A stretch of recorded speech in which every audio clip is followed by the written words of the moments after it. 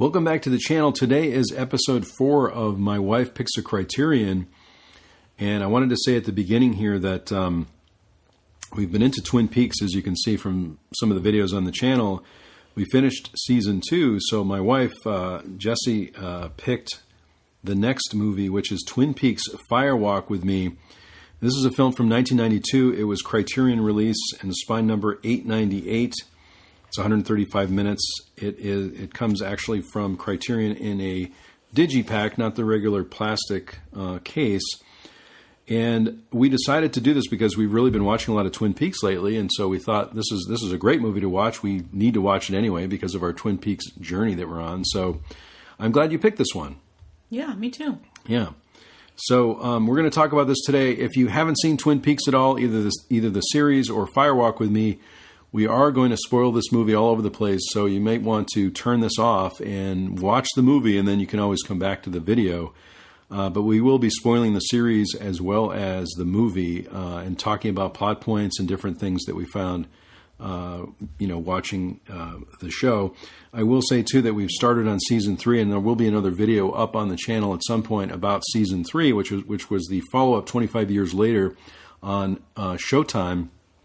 So I want to start out by saying this was obviously directed by David Lynch, one of my favorite all-time directors, and I think, as I shared in the video about Season 2, we were maybe a little bit let down by Season 2. I think it seems to be widely known that Season 2 is a little slower because it's 22 episodes, and there's a lot of parts to it that kind of meanders, I think, near the end. So I did a video on this, but I don't know if you want to comment on Season 2 before we get into this one. Overall, I liked Season 2, but yeah, it is a little bit slow towards the middle. There's a big reveal a bit, like a third to a halfway through Season 2. And then after that, the story kind of loses focus for me. It kind of, I know kind of where it wants to go eventually, and it eventually does get there, and the payoff is really great in the end. So I don't regret it, and I think that the episodes that are maybe a little bit slow do still have their value in terms of building characters and staying in the world of Twin Peaks, but there were definitely some slower episodes, and we had watched the first 14 episodes of Season 2 and then had taken a break for whatever reason. I think you mentioned in the video that the holidays came up, and so we just were more interested in watching other things. And we had a long weekend, and so we decided, well, let's just try to get back into Twin Peaks, and then we ended up finishing the Season 2, so we watched episodes, 15 to 22 in 2 days, and then had to watch the film. Right. I think initially this Firewalk with me also, I think, David Lynch directed the whole thing, and I think because he only directed a couple of episodes in Season 2, I really miss his influence on the show, and so this kind of gave him a chance to go back and do kind of a prequel. The movie is a prequel, right? So, technically it happens before the series begins. I will say, if you're planning to watch this, you want to watch the series first, and then watch the movie, because you don't want to be spoiled, just in general, if you happen to be going through this type of a journey. We have to remember that in the beginning of Twin Peaks, the show, it is a murder case. Someone has been killed, and they're trying to figure out who did it and why. And the main characters are following the FBI agent who's investigating the murder. So obviously there are some heavy topics that range from potentially like abuse and drug use to the fact that people are getting killed.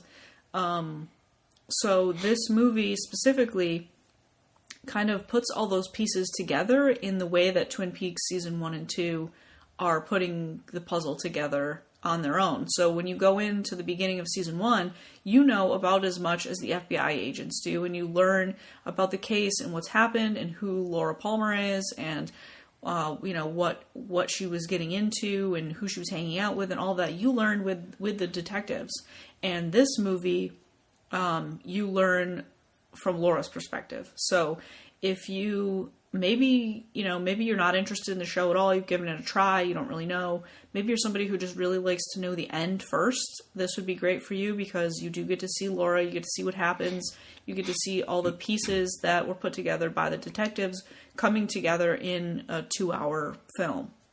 Yeah, I mean, this movie could be seen standalone, but if you're going through and watching everything, including the new season 3, this is one way to watch it, right? Just watch the series and then watch the movie. But yeah, I mean, I think it stands on its own as a film.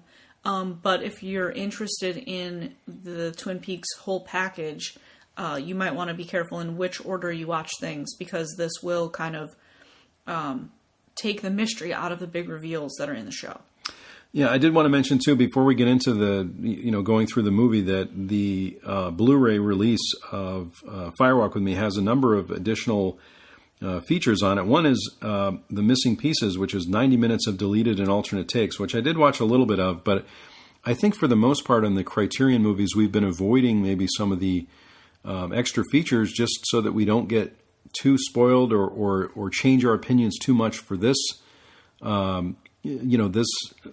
discussion, because we watch a couple of interviews, we watch maybe a little bit of behind the scenes, but we're not really going through the entire missing pieces. So as you're listening to this, if you've gone through that and recommend we do that, let us know. But I started to watch a little bit of that, and I thought I really want to keep this discussion kind of pure to the movie if we can.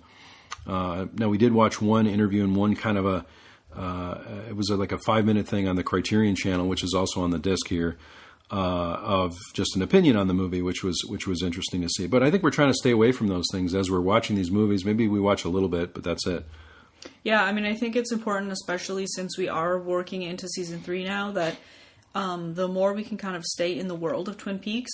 For me, extra features are really great because they provide more information, but for me, they're also kind of not so great because they kind of like take away some of the mystery of, they go on the other side of the camera and show you behind the scenes and what people's thoughts were and what their intentions were. And that's really great, valuable information. But for me, it takes some of the magic away a little bit. And so I see the value in it. But since I want to see season 3, I want to see where things go, what the overall Twin Peaks world vision was. I don't really want to know too much about how they felt about the show in 92, or I guess in the future, because the movie came out with Criterion well after that anyway. But. Right.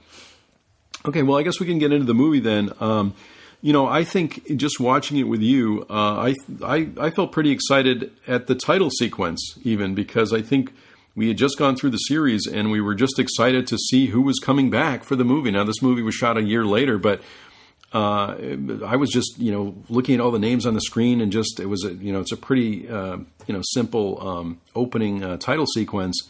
But I was really excited to see everybody that was coming back, right? And there's a few people that didn't come back, but...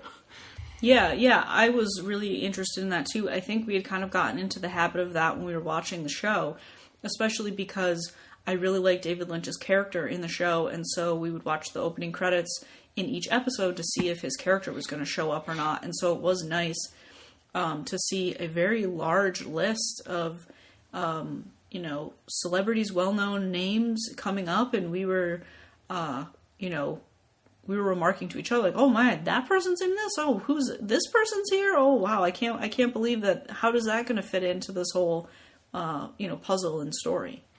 Yeah, I mean, we didn't talk about it too much. I don't think when I did the video for season 2 or season 1, but I love the theme of Twin Peaks.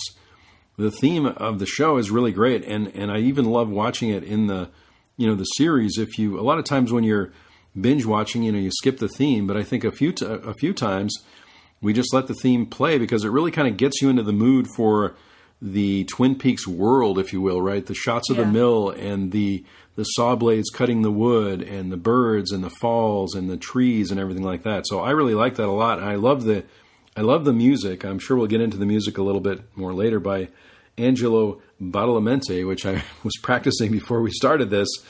But he's back for this as well, right? And I think I know this is further into the movie, but when they finally do, we'll talk about the beginning of the movie too, but when they finally played the Twin Peaks theme in the movie, you're so excited. That's another place I was really excited to hear the theme.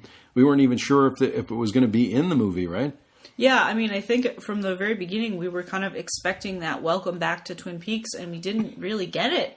The first half an hour of the film follows FBI agents, which if you've read the back of the the Criterion case here, there's no mention of any investigation whatsoever. It's mostly just focused on Laura. So I was surprised when the first the first 30 minutes, she's not even in it, right?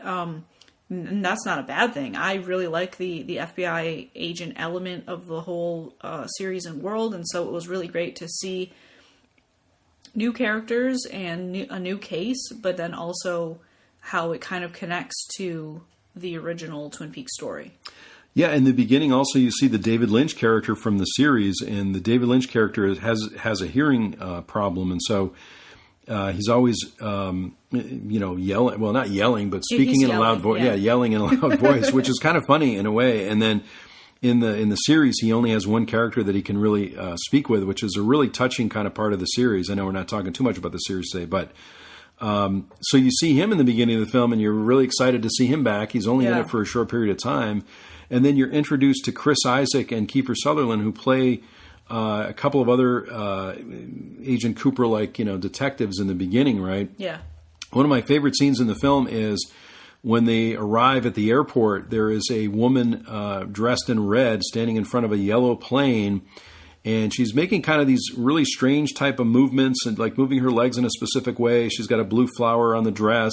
She does some things with her face and things like that, and you're like, well, what's going on here? Obviously, it's Lynch's world as well, so you're expecting some awkwardness and some strange things, some dreamlike scenes. But when Chris Isaak and Kiefer Sutherland are in the car, Chris Isaak starts to explain, oh, did you notice all the signals that she was giving us? And of course, as the audience, you haven't noticed any of these things. The agents are trained to read all these particular signs. So like the movement with her legs is I forget what it was, but it was like this is going to be a long investigation or something along those lines. The blue flower means a certain thing. But that's one of my favorite scenes from the beginning of the movie.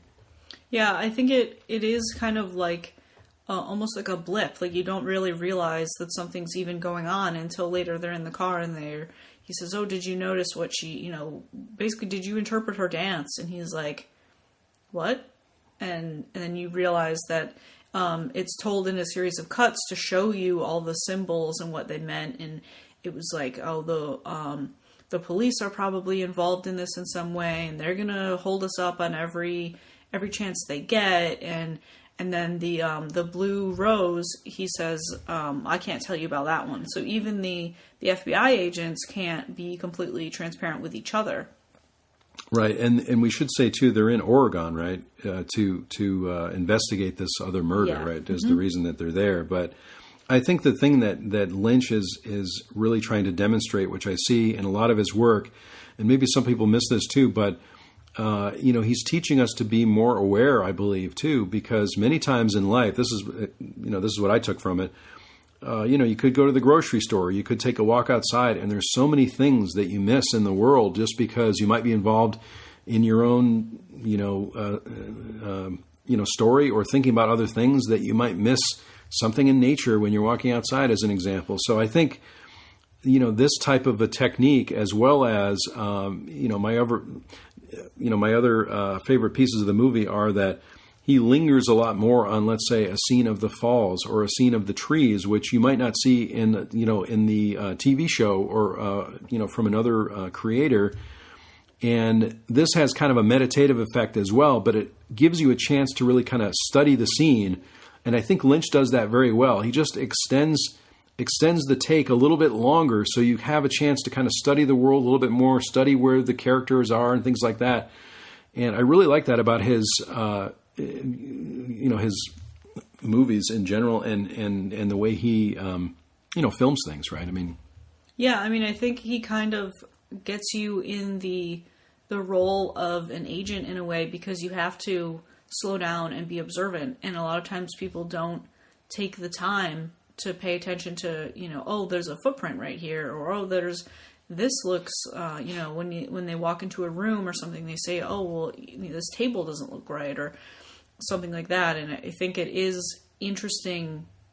We've been watching a lot of different Lynch over the last couple of months, and it is an interesting idea to make you kind of slow down and reflect a bit more and allow yourself to have time to do those things. I also wanted to say something before we move ahead about David Lynch's character, Agent Cole, and his hearing difference, or he's hard of hearing, I guess you would say. And I was just thinking about, the stereotype almost is that when you know someone's hard of hearing, you talk louder, right? And so Lynch's character kind of flips that. And he's the one with the hearing problem, but he also talks very loud. Like, he talks in, like, the stereotypical, when you know someone can't hear you, like 11, right. Volume level. And so it's just an interesting, we've talked about it a bit, how Twin Peaks allows a lot of different people to get, to be on screen. And I just was thinking that that's an interesting one as well, and that he takes what you think and kind of flips the whole thing. Yeah, I think that's great. I mean, it's comical, but it's also interesting how he has many diverse characters in his movies. I mean, I think we appreciate that a lot about any of the films that Lynch directs. So we should say too that in the beginning they're investigating this murder of another woman who is disappeared, and so they go to look at the corpse, right, which is kind of one of the, maybe, I don't want to say gruesome. I mean, from horror standards, this is, I guess you could call it a gothic horror movie in general, but they go to the morgue, right? And so, and this kind of gets back to at the beginning of the series, the killer leaves a letter usually under a fingernail, and so that scene in particular, when they're looking for that evidence in the morgue, I thought was a little disturbing for me. I had to look away, which I don't, I'm not a big fan of kind of gruesome horror movies. But that was one scene where Lynch is very happy to take you into those gruesome details. So that's the first stop, I think, in the journey, and then they end up going to the police station, having kind of an amusing encounter there. Well, yeah, they go to the police station, and the morgue is in the back of the police station, and so they have a lot of pushback as soon as they get in the police station, and they have to use a little force to get to who they need to talk to. But that's one of my favorite scenes in that line. And then they say, like, well, we're going to need access to the body. Where is it? And he says, oh, it's in the morgue here in the back. And he's like, okay. But the sheriff says, well, we close at 5. And the FBI agent goes like, well, we have our own clocks. And so I thought that was really great. Yeah. I mean, there's some great amusing moments as well. I mean, as much as it's kind of a gothic horror movie, there's still some amusing characterizations and some interesting things there. From there, they end up going to a trailer park also where she's, believed to have lived. And there's some very interesting characters there. Harry Dean Stanton, who is, again, a friend of Lynch's, plays a great character also. He always has, Harry Dean Stanton always has the best characters in movies, I feel like. And this one is really no different. Very awkward. He's got a Band-Aid on his forehead. Yeah. Just this interesting trailer park. He has to take the FBI agents to the missing woman's trailer, right? And there's another great line where he it's morning on Harry Dean Stanton's door. It says, under no circumstances wake me before 9 or something like that. It's a little more elegant than that, but it basically says, don't wake me up before 9 in the morning. And so they knock on the door, and then they read it and realize it's before 9, and they back up like, oh, we should probably leave. But he answers the door. And then later, I don't remember how the exchange is exactly, but he basically asks them, like, do they want Good Morning America? And it's like what he calls his brew of coffee. And he brings them this coffee that's like ridiculously strong. Like they make, Kiefer Sutherland's character makes like this face and makes this noise. And well, because it's probably hours old, right? The sting of the coffee, because it's been sitting there for so long, probably. That's the way I looked at it. Sometimes when you have a pot of coffee on and you just leave it there, it's got like more of a bitter taste to it. But anyway, I think that was one of the only places where we see this, coffee. Obviously, coffee and donuts and pie are in the original series with Agent Cooper. Yeah. But I thought it was interesting how they just, focused on this little bit of coffee, right? There's no coffee and donuts in the movie as much, right? No. So no. That may be just an Agent Cooper thing. But Yeah. It was also interesting. There is a couple of scenes with David Lynch's character, Agent Cole, in the beginning. And when you first see Agent Cooper, he like walks towards you in Agent Cole's office. And he sat down and he said, "It's 10:10 a.m. on February 16th. And we had to pause it because we were watching it on February 16th. And so after seeing season 2 and this whole idea of like coincidences and fate and signs and all these things, we were just like, you've got to be kidding me. Like we had stopped watching. I mean, that is really crazy that we watched it on the 16th of February and that's a date that's mentioned in the movie. I mean, that was a complete coincidence, accident, but we know these things are not accidents, right, too, which I think this is something that Lynch presents as well, is that everything is living. Life is a dream in some ways, right? Where everything's really connected, which I think, that's my worldview anyway. That these things are connected. There are no coincidences, and so yeah, I'm glad you brought that up. I think this was at the point too, because they don't really spend too much time with Agent Cooper, but they do go back to the office, and Miguel Ferrer, I think, is in the movie also, which he's in the series.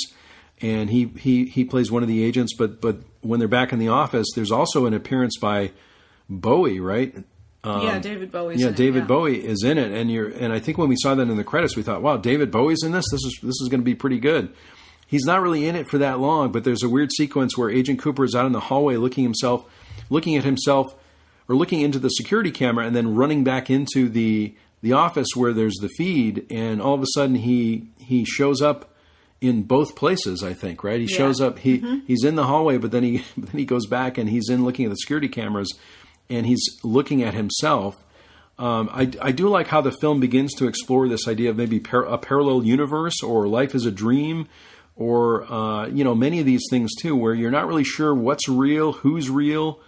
I think that's really cool about Lynch's work in general, but certainly in this film, it shows up a lot, right? You're really not sure, is that a real character? Is that who is that? You know what I'm saying, right? Yeah. I mean, especially like we had finished season 2 and the next day we're watching this film. And so I think the end of season 2 has a lot of that, like, especially in the last few scenes of the film, of the show, he's moving from place to place and we don't know what's real and what's not, or where we are, or are they there? Are they not there? Or is it in his head? And so I think we kind of see a little bit of that in the beginning with Agent Cooper's story specifically, because we don't know what's going on with the camera feed, and this is supposed to be before the end of season 2, so this is way early, and so it's interesting that some of those things are already happening before Agent Cooper even gets to Twin Peaks. Right, and the film, is obviously open to many interpretations. We definitely want to hear what you thought about the film if you saw it, because, Lynch very famously does not really explain his work in this way, right, what these things mean, but, and that's why I think there's, it's great to be able to interpret it. I think the film also has something that you and I like in films in general and in TV shows, is kind of a puzzle that you have to figure out and put pieces together, which makes it very rewatchable, not only the movie, but the series as well, because you're probably going to see new things in it, right? Yeah. New things that maybe you didn't catch, beforehand. So, and this is only the beginning of the film, right? That we're seeing all these things. So it's very, it's very cool the way, things start to unfold in the movie. And after that, I think there's a cut. There may be some other scenes maybe that we're missing, but there's a cut, and we're in Twin Peaks, right? After that, it's 1 year later. Yep. It's 1 year later. We start to, and the theme plays, and you're excited, right? Yeah. As I mentioned before, so you're like, oh, great, we're going to go back to Twin Peaks. I think we said this also, but I love the Twin Peaks world. I love the diner. I love the police station. I love the hotel. The hotel is great. I mean, the Twin Peaks world is really an interesting place, and as I'm talking about this, I'm thinking about this movie that I saw, that I think you saw part of, Peyton Place, which reminds me of like this kind of a soap opera, because as much as Twin Peaks itself is a mystery, there's also a lot of soap opera elements in it that you kind of miss, that are almost like a daytime soap opera type of thing, right? And the diner, which is, it seems like a lot of the movies, David Lynch is a big fan of the diner. He used to go to Bob's Big Boy in California. Yeah. That was one of his favorite places to go at a certain time every day. So in many of the scenes, I picture Lynch, showing us his, it's not only the Twin Peaks world, but it's his world, really. Right. Yeah. What was I going to say? Well, I wanted to say a couple of things. First of all, like I said, we had finished the show, and then the next day, like 24 hours later, we're watching the movie. And it gave me that feeling of, when you finish like your favorite book series, or you finish a show and it's gone for a long time, and then all of a sudden it's back. I had that feeling, even though it had not been long for me at all. Right. I felt that, we're back. Oh, this is so exciting. We're back where we were. I can't wait to see what's happening now, which I'm sure is how a lot of people felt being in the real time between the show ending and seeing the film. And then the second point also, the agents who go to Oregon, they go to a diner, and the diner is very strange. And so as much as it feels like Twin Peaks, it also has a very different feel because they're in a very different place. So they have a diner, but it's very odd in a different way. Like the Twin Peaks diner is a little bit odd in its own way. Yeah, and this one was, I'm glad you brought that up too, because this one is even weirder, I feel like. There's some strange characters, a guy with a long beard. There's another couple that are sitting at the counter as they're ordering coffee and breakfast and things like that. When they talk to the waitress, she's very interesting. Again, very interesting faces and characters and things like that. As we were watching the movie, I think I mentioned too that, in between Chris Isaak and Kiefer Sutherland, there's a man with a beard who comes in from kind of an elevator area, and he sits down at a table, and he's right between them. And I really want to know more about him. Yeah. And I want to know more about these other characters. So I think Lynch makes you really interested and really curious about what's going on with with this particular couple, or what's going on with the waitress. What does she do after work? Those kind of things. So I think that's a very unique thing for Lynch, because you could see a whole movie, let's say, being dedicated on the couple at the end of the counter. To me, I wanted to see their whole story. Yeah. So I'm glad you brought that up. Yeah, and I had I think while we were watching it, had said something about like, well, if Twin Peaks had been more popular, I can see his worlds getting like a whole like CSI treatment, where it's like CSI Twin Peaks and CSI Oregon, because these FBI agents could have had their own show, and this location of Oregon could have had its own, its own world being built, and its own problems and dramas and all of those things. So I really liked that. I'm eager to see the world I know, but I'm also very interested in this new space that he creates before we get to connect with Laura. Yeah, and it's so funny because we've been talking about the movie for a while now, but you realize we're just only into 15 minutes into the movie, and you can see how much. Yeah, we've only talked about the first half an hour. Yeah. Yeah, you can see how much mystery this introduces and how much creativity it introduces too. So, when we're back in Twin Peaks again, we start to see some familiar characters. We should say too that the character of Donna the actress doesn't return for the movie.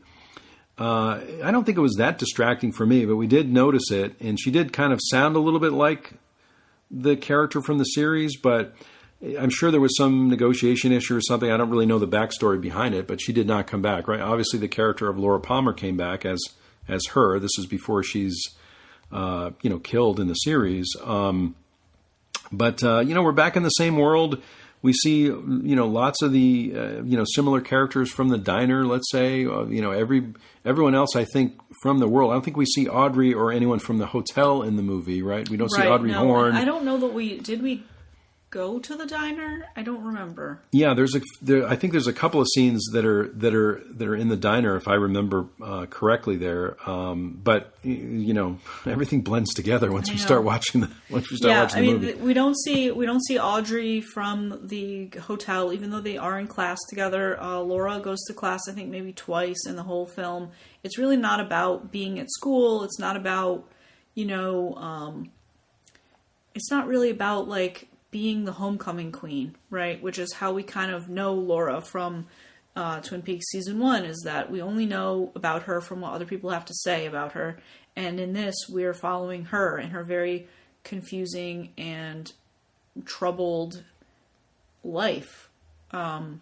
Which includes, drugs, right? She seems to be doing lots of different drugs. She's doing drugs, and she's drinking, and she's promiscuous, and she has family trouble at home, and she's got boyfriend trouble, and, so she's got a lot of things going on. Yeah, and I mean, Laura Palmer, the character, the actress, must have had to do, there's a lot of emotional scenes where she's crying and, just very emotional, really dramatic type, scenes that, again, get into this gothic horror element of the story. I was trying to think of what else I was going to say, too. You see them walking on a sidewalk, Laura and Donna are walking on a sidewalk. It kind of reminded me of Halloween, the movie, too, a little bit. Yeah. Which was years before, of course, but you're really trying to understand what is happening with Laura, how she got herself into the situations that she got herself into. Her family, obviously, as we know from the series, is very dysfunctional, right? I mean, they're not. Yeah. I mean, the father, Leland, the original actor, appears there too, and I think. His wife is also it's the same actress as well. I wanted to say one thing too before we continue on here. One of the things I like about the film that is really different from the series, to me anyway, is because Lynch had such an involvement in it, is the camera angles. A lot of times the camera is low looking up on characters, and a lot of times the camera is up high looking down.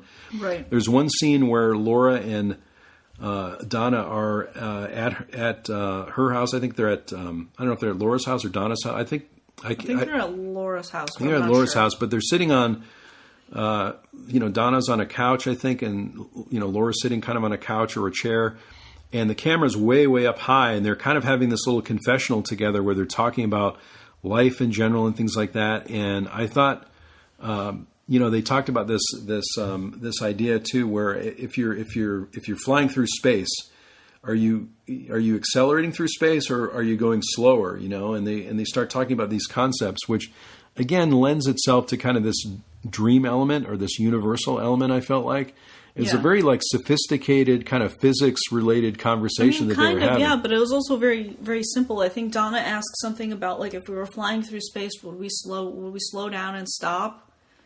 Or would we go faster? And Laura pauses and says, we would go faster and faster until we burst into flames. And I think that's interesting, given the title of the film. And I think it's sort of maybe Laura saying, at some point life accelerates faster than you can control, and you have to just kind of go with it. I guess we're kind of, tiptoeing around it, but she does a lot of cocaine. She hangs out with older guys who get her drugs and alcohol and want to have sex with her, and she seems okay with that. But then at the same time, we see her mom, who is very distant. I don't even think they have a conversation together at all. Her father is strict. Fairly strict. Abusive, we could say. Yeah, if you don't watch the show, if we're just focusing on the film as the film, her father is abusive. At some point, I think an interesting thing about this film is that if you haven't seen Twin Peaks, the show, you've just watched the film, Laura does enough cocaine that you don't know if what she's seeing is real or in this is hallucination. And so at some point, her father is abusing her, and you see the face of another man, but we don't know if that man is a hallucination or not. And so she's got all of these things going on, and it's pretty impossible to deal with at some point, I think. Yeah, or we question is her father? We know this from the series too. Is her father inhabited by an entity, an evil entity, or something otherworldly that is impacting this? There's a very real element of dysfunction in the family, but is it attributed to the the father being this is the way he is, or is he really being inhabited by this otherworldly creature that's making him do these things, right? Right, and I don't think the film dives too deep into those things. I think the film sort of relies on the fact that you've probably seen the series, and that's why you're watching the film. But I do like that element of the film in that we know from the series that Bob is a real energy person who inhabits other people. We know that Bob has inhabited Leland and drives Leland to do things, right? We knew all those things, but if you look at just the film on its own, Laura says at some point, Bob has been climbing into my bedroom window since I was 12. And so we don't know if Bob is the creature or person she's created to cope with the fact that her father is actually Bob. Her father is the one, coming in her window at night and doing things to her. Or, as we know from the show, he's being coerced or forced into doing it because of this energy. So I like that the film kind of goes either way, that you can see Bob as a coping mechanism or you can see Bob as an actual force. Yeah, it's really open to interpretation, and you and I have talked about the horror element of it too, where it almost has like an Invasion of the Body Snatchers feel to it, where you're not really sure, is this person the person that I know or somebody different, right? And I feel like in general, as humans, again, this is kind of maybe a higher level concept, we're all just animals in some way, right? We all have, everyone, it's really hard to describe, but there's kind of a monster element in a human being, right? And I think Lynch is able to kind of illustrate this by going deep inside somebody's mouth, or showing somebody, with their mouth open, or showing teeth, or something along those lines that make it very horrifying to see another human being in a way, right? Yeah. I mean, the human experience is, in many cases, all that we know, with the exception of dreams. And so I think, the one shot that I remember is going into someone's mouth and seeing kind of the inside of the mouth and realizing just how the insides of human beings are pretty horrifying in many ways, right? Yeah. And so I think he illustrates that idea very intricately. And if you've seen other movies like The Art Life, or like Eraserhead or things like that, right? This is kind of a common theme. But it makes you really question a few things. Question other human beings, question your reality. Is this a dream? Is this not a dream? Is this a parallel universe? What exactly are we seeing here? And I think, I'm going to way off topic here, but definitely during the pandemic, I think with everyone at home and just being a little bit more isolated, for me anyway, it's hard to tell sometimes, if it's the same day, if it's a Monday or Tuesday, right? Is this a dream that we're seeing? Are we living this dream? So there's a lot of different interpretations that I think maybe drew us to the Twin Peaks experience at this particular moment in time. I think that there is this idea of isolation. I think that Laura feels alone. She doesn't. There's a lot of scenes with her friend Donna, but she doesn't really seem like she can tell Donna those things or that she'll believe them. At one point, there's some scenes in a bar, and Donna shows up and tries to play the same game, kissing the boys and taking things further. And at some point, Laura gets really upset because I think for Laura, Donna is, how things should be. Her parents are home and love each other and provide for the family, and her siblings, connect. And while we don't see a lot of that in the film, we see it more in the show, Donna's side of things. Laura doesn't have any of that, right? Her parents sit down for dinner and it's all really awkward, and I don't think anybody even has dinner in that scene. It's all just very dysfunctional, and Donna is kind of this representation of what Laura maybe wishes her life was like. And so she makes Donna leave. She pushes the boy away and tells Donna to leave, and they get upset, but I think she's kind of trying to save Donna from this chaos that has become Laura's life. Yeah, I mean, it definitely seems like with the combination of this emotional, physical abuse plus the drugs and things like that, she's definitely accelerating in the universe, right? Yeah. She's the one that's going faster and faster all the time. I was thinking about something else, because we're kind of closing in on the ending of the film, which and I'm trying to remember exactly what I want to spend some time talking about this I'll just call it the Limbo Room, but it's basically the room past the sycamore trees, if you've seen the series, and behind the red curtain, where you have the little person, right? Yes. It's a little person and you have Agent Cooper, and you have Laura sometimes, and you have a number of different characters that we see at the finale of Twin Peaks season 2. But do we see the Red Room in I guess the Red Room or the Limbo Room or whatever? Do we see that much in this movie?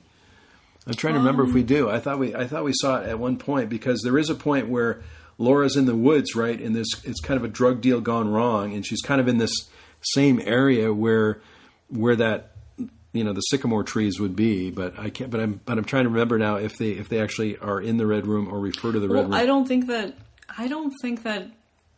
No. Everything's blending together. I'm going to so say that's what's no, because I think the red room or the red curtain and the lodges are all part of the show. And so I think because Bob comes from there and she's not inhabited by Bob, she just sees Bob, I don't think she goes there. Yeah, it's just interesting that they wind up in kind of that area of the woods. And just to talk about that scene a little bit, they're using flashlights. A lot of times there's very sparse lighting, especially when they're in the woods. They're just using a flashlight, but the flashlight itself to me looks like the eye of an owl, right? When they're shining that on the trees and things like that. And there is kind of a drug deal gone wrong there where I can't remember the name of the other character she's with. Do you remember the name of Bobby? Oh, Bobby, maybe. Yeah, Bobby is her supplier for cocaine, and he talks to Leo. There is a scene with Leo and Shelley. And, that's right.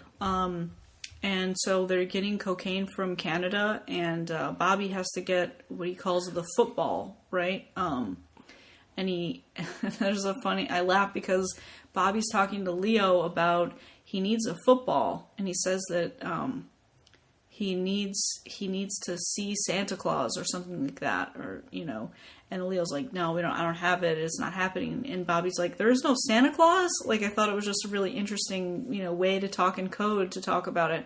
But at some point Bobby and Laura go to the woods to get a very large bag of cocaine, and they don't know the guy who's coming, right? And so Bobby freaks out and he kills him. He shoots him. And Laura's very high and she doesn't really know how to interpret it, right? And then at some point Laura thinks that he's killed Mike, Bobby's best friend, and it's all very kind of confusing because there's multiple times that Laura kind of has this reaction that is just very, makes me question, what's actually going on? Because there's a time, like the one where she's sitting in at the dining table with her father and he's saying, you didn't wash your hands. And she starts screaming. And it doesn't seem like a situation that requires that level of reaction. And in the woods, she goes between screaming and laughing and, and understanding the weight of the situation and then not understanding it at all. And they're just in the woods. And then at some point she just runs away, and it's all, Yeah, it's very, in this particular sense, it's very disturbing. I wanted to go back to what I was thinking of before was the scene in the Pink Room, I think they call it, because that's the Angelo Badalamenti track that is it's called. If you look at them, it's like a room in the back of the bar or something like that. Yeah, and you sort of think that you're at One Eye Jack's, but we're not at One Eye Jack's, right? This is another place. It's a different space, yeah. And so, but I love the music. I love the music there too. And again, this is one place where if you go to Spotify, for example, the whole soundtrack is out there. So we've been listening to that a little bit. And the scene to me was one of the most mesmerizing scenes in the movie for the music and just the mood of it. And there's a singer there as well, I think. Or there's again, I'm confusing a lot. A lot of times you see a lot of different things in the show. The show starts to blend together, I think, as we're going through this experience too. You're picking up pieces of season 2, and we've started watching season 3, and then you have the movie. So it's very interesting what happens as you get involved in this. World. But that's one of my favorite scenes from the film, certainly. I don't know if you have a favorite scene from the movie? A favorite scene? I don't know.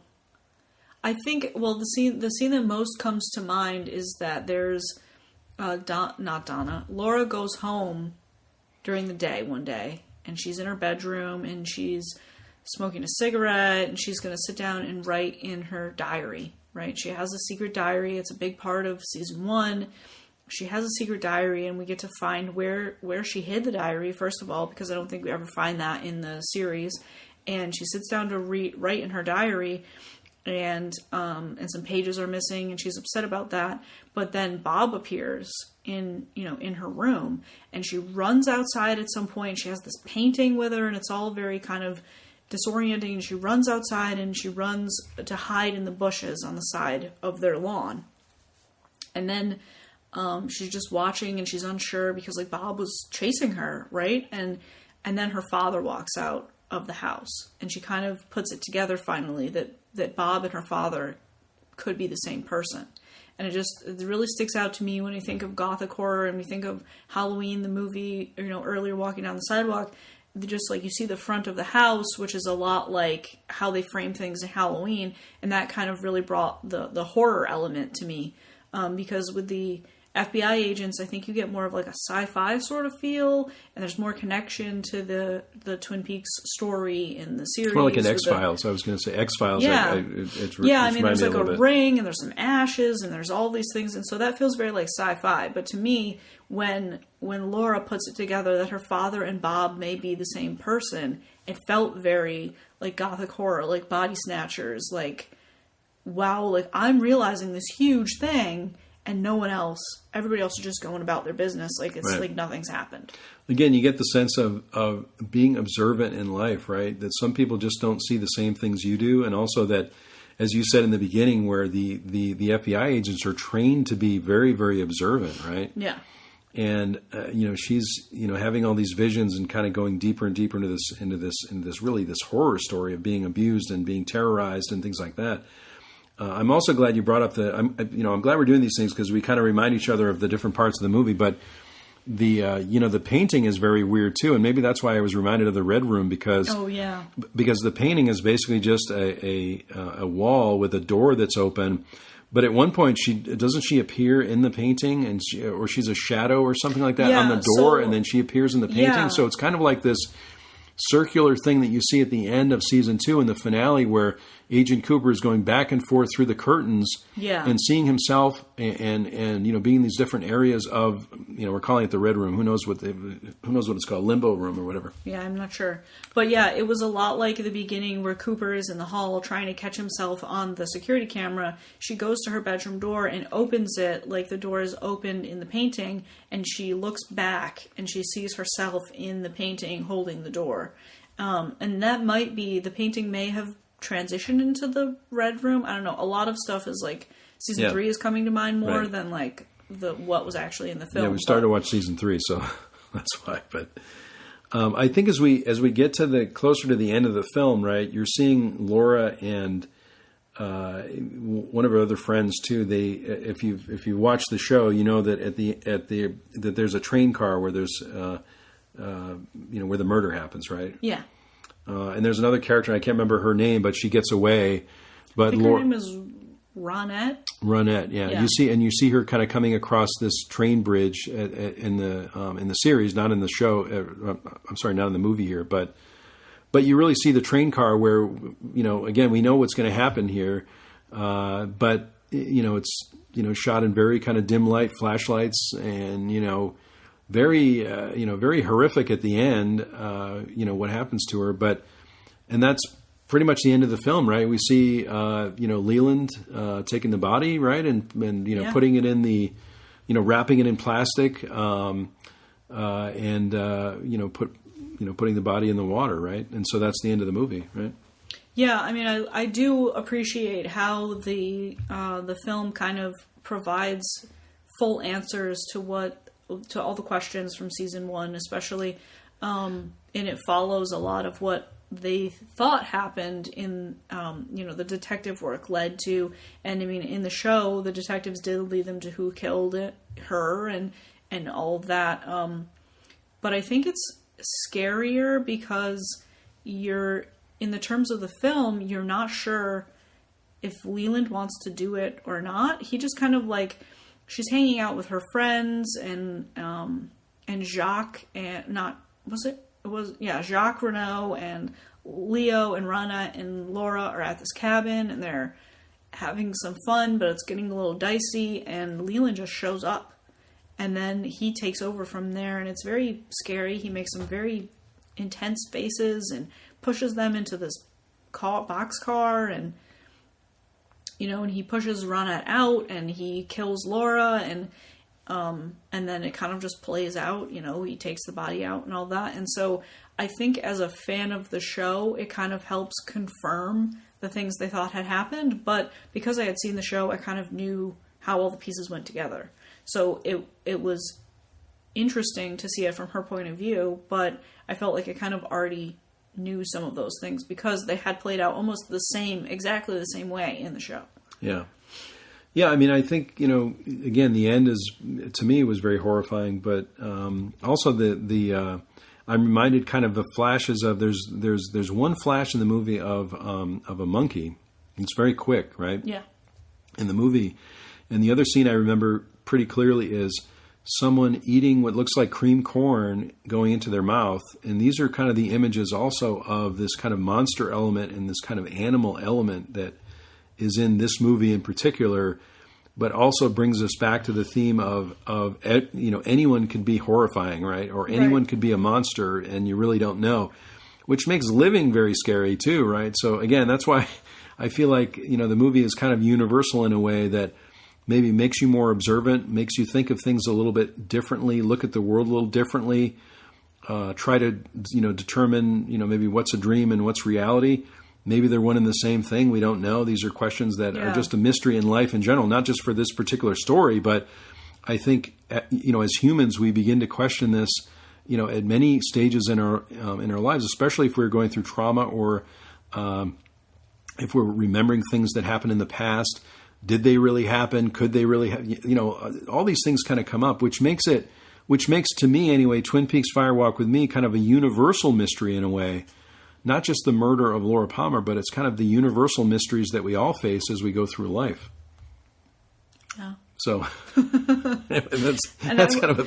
And I was also thinking of the theme of time. There's a lot of references to clocks. Like at some point, Laura's in a classroom and she's done some cocaine, and the clock is just like spinning and spinning and spinning, and time is speeding ahead, but also very slow for her, stuck in the classroom. And there's a scene early on where Kiefer Sutherland goes to check the time on his watch, and he dumps his coffee in his lap because he is holding his mug. Or they get out of the morgue and it's 3 a.m, and he says, "Oh, where are we going to sleep?" And the other agent says, "We're not going to sleep. We're going to eat." Right? We're not going to go to sleep. And so I think there's a lot of elements of like being up all night, or what's day, what's night, what's going on. Like, it's just interesting how we have this idea that time continues consistently, but we all know that time can go fast or go slow. Well, and time is going faster for Laura than it is for other people because she's on drugs and she's going through this, these things, right?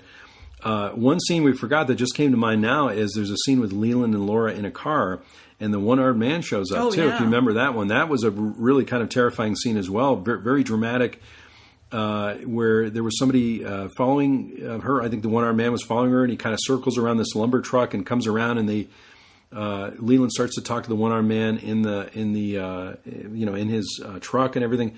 It's all very, very strange. You're not really sure what's going on. Laura's very horrified in the car, right? Just in general. So yeah, and it's an interesting scene because thinking about it, it's very disorienting, but it shouldn't be because they're stopped at a red light, and Leland they're like in a convertible, right? And he's basically like revving the engine, like he has his foot like on the gas, and the car is making a lot of noise, and so it's very disorienting. And there's this RV vehicle chasing them, but I don't think they actually get hit by them, but they're just like coming really close to them, and then he eventually spins around, and he's the one-armed man, and he's trying to talk to Laura across, and she can't hear, and she's distracted by the smell of the engine burning and the tires and everything, and just the way it's shot is very overwhelming, and it's hard to understand what's going on. But when you pull the camera back, you're like, oh, it's just 2 cars at a red light. Like it shouldn't be that disorienting, but it was. Yeah, and Lynch gives you some time to rest, especially when he focuses on the waterfall, the trees, or the stoplight. You think about the stoplight also when he was more involved in season 1 of Twin Peaks, where he shows the stoplight, whether it's stop is red, yellow, green, and that gives the audience, to me anyway, just a time to kind of pause and get your breath a little bit as you go into this very intense, emotional, kind of psychological horror movie, really. So yeah, and there was a scene later with James, who rides the motorcycle with Laura, and she gets off his bike and doesn't want to get back on. And there's a scene where he stops his motorcycle at the light, and it's green and it's yellow, and then he drives on the red. And I thought it was interesting that that was obviously a deliberate decision, right? And it's very late at night and it's dark and no one's around, so it doesn't really matter when he drives in through the intersection. But it just stuck out to me that he almost purposely drove on the red. And it also makes me think of, Twin Peaks could be kind of like a one light town, and there's one flashing light and then you're gone. You missed it. Right? It's exactly. It. Yeah. So we've talked a lot about this movie. I loved it. I think this is very rewatchable for me. It brings up so many universal concepts, much beyond the simple story here. But I really loved it. I would give it a 4 out of 5. That's where I'm at with Twin Peaks Firewalk with Me. What do you think? Yeah, I mean, I think I give it a 4 out of 5. I think if this had been my only introduction into Twin Peaks, I feel like it would be more like a 3, because it is kind of hard to follow. I feel like without that base knowledge of what happened in this town, or why we care about Laura, or what's going on. And I think some of that is more answered in the series, and because the film came after the series, it's fair to assume that most people at least know a little bit of what happened in the series. And so I think if I had just watched it as a standalone film, I wouldn't have liked it as much. But after finishing the series and saying, "Oh, how can you end a series like that?" I was very excited to see the film, and I think it does pay off well. Yeah, I'm glad Lynch had a chance to explore this in a movie, because there are limitations on TV, which I'm sure he faced.